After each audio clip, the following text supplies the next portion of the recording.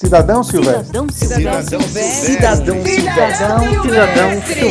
Cidadão Silvestre. Boa noite a todos e todos. Na prática, o Senado, com a CPI, ocupa o espaço que deveria ser do PGR?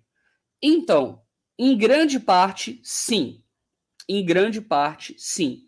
O que é uma CPI, né? Uma CPI é uma comissão parlamentar de inquérito. Quem é que faz inquérito? Polícia e Ministério Público. São esses dois. Obviamente que no direito existe um grande debate se o Ministério Público pode ou não investigar, enfim, mas existem debates, mas, em resumo, o Ministério Público é quem investiga nesses casos. E aí o que acaba acontecendo? A CPI, ela faz o trabalho que o Ministério Público deveria fazer, mas tem uma situação pior. E é essa que me preocupa. Quando a CPI acabar, para onde vai o relatório final da CPI?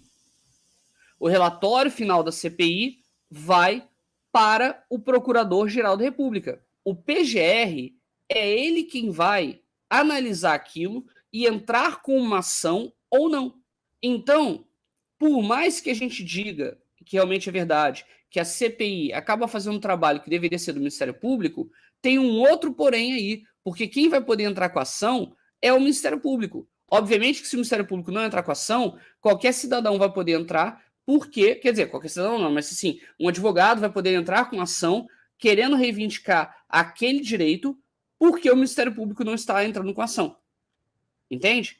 Então, infelizmente, esse é o trâmite, e quando essa CPI acabar e o documento for pro Aras, aí a gente vai ter problema, porque o cara não vai querer entrar com essa ação.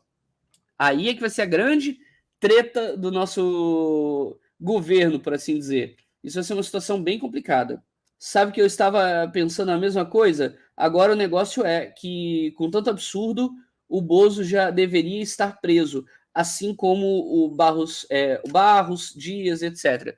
Então, esse também é um ponto, né? O Bolsonaro ele já cometeu vários crimes de responsabilidade, que são da esfera administrativa e não criminal, mas ele também cometeu atos que podem ser comparados e que podem ser considerados crime. Então, assim, mas na verdade o presidente ele só pode ser preso quando há flagrante delito.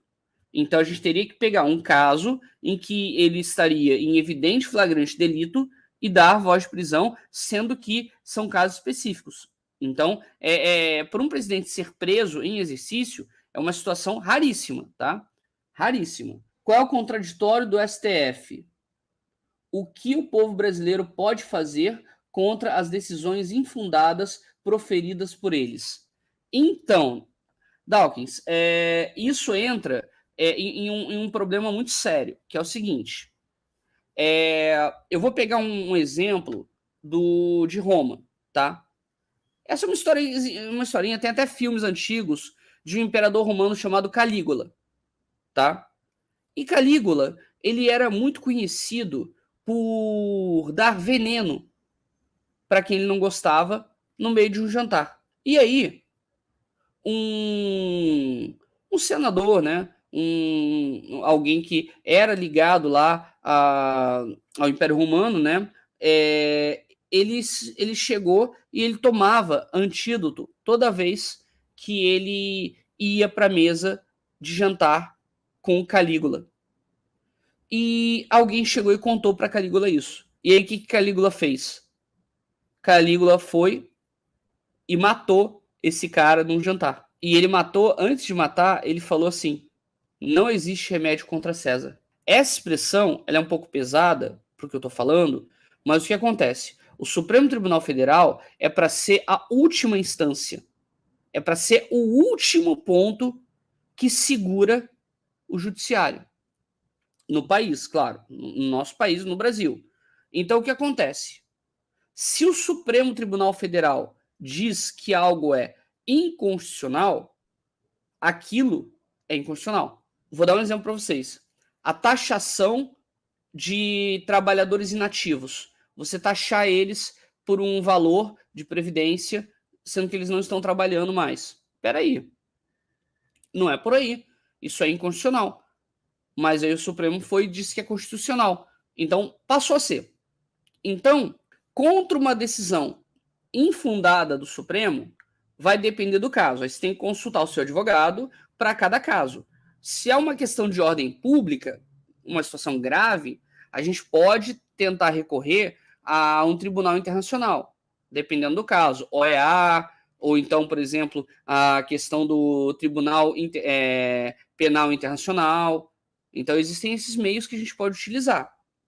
Agora, se é uma questão pessoal, por exemplo, existe uma coisa chamada ação rescisória, que é uma ação que você pode rasgar aquela decisão que foi anteriormente colocada. Então, depende muito do caso que você está falando. Mas o que você tem que colocar em mente é o Supremo Tribunal Federal é o último recurso. Último. Não é o primeiro, ele é o último. E por conta disso, é que as suas decisões elas têm um valor máximo. É por isso que você coloca, geralmente, ou a ideia é que se coloque, pessoas altamente qualificadas ali, para que você tenha decisões mais seguras. Entende?